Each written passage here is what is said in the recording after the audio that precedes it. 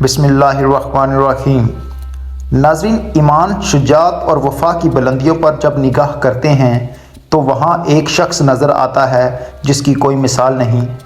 اور جو فضل و کمال میں، قوت اور جلالت میں اپنی مثال آپ ہے، جو اخلاص اور استحکام اور ثابت قدمی اور استقلال میں نمونہ ہے، اور اچھی صفت جو انسان کی بزرگی کو عروج عطا کرتی ہے، اس شخص میں دکھائی دیتی ہے۔ ناظرین، یہ شخص کون تھا اور اس کی بہادری کے چند قصے ہم آپ کو بیان کریں گے۔ ناظرین، یہ شخص حضرت عباس رضی اللہ تعالی عنہ تھے، جنہوں نے امام حسین رضی اللہ تعالی عنہ کی میدان کربلا میں مدد فرمائی تھی۔ حضرت جابر رضی اللہ تعالی عنہ فرماتے ہیں کہ رسول کریم صلی اللہ علیہ وآلہ وسلم نے حضرت حنظلہ بن ربیعہ کو غزوہ طائف کے دن طائف والوں کے پاس بھیجا۔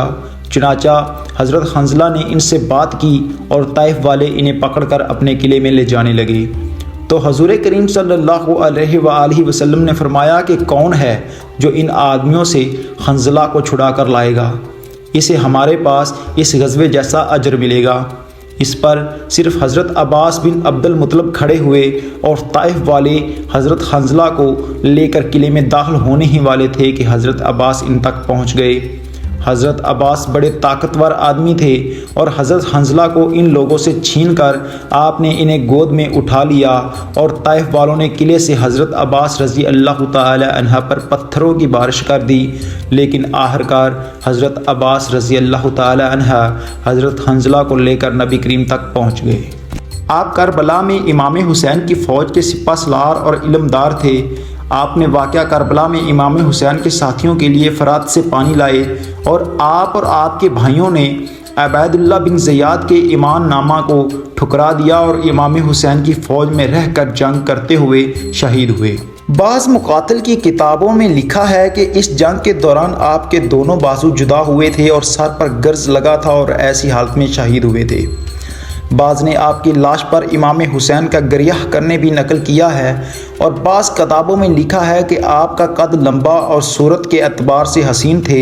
اور شیعہ ائمہ نے بحیثیت میں آپ کا عظیم مقام بیان کیا ہے۔ 7 محرم الحرام سن 61 ہجری کو عبید اللہ بن زیاد نے عمر سعد کو حکم دیا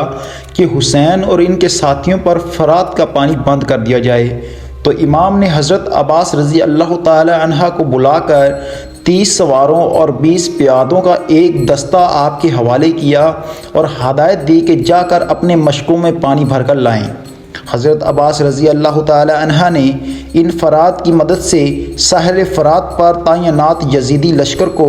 پسپا ہونے پر مجبور کیا اور خیام تک کافی مقدار میں پانی پہنچانے میں کامیاب ہوئے، اور اس حملے میں امام کے بارے میں یار و انصار میں سے کوئی ایک بھی شہید نہیں ہوا، لیکن عمر سعد کے لشکر کے بعض افراد مارے گئے۔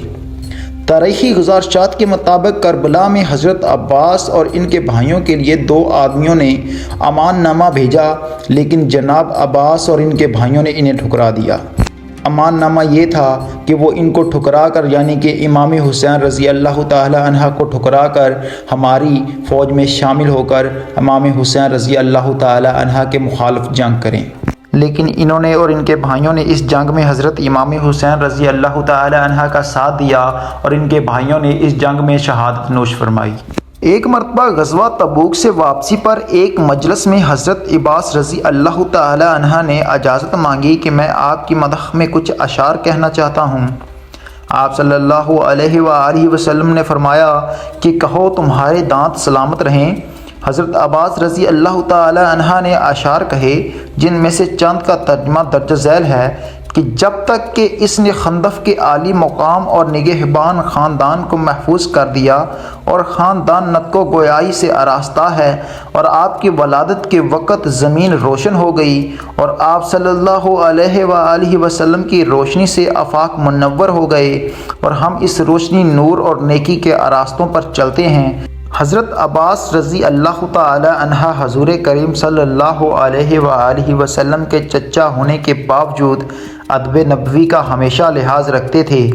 اور کسی نے حضرت عباس رضی اللہ تعالی عنہ سے پوچھا کہ آپ بڑے ہیں یا محمد؟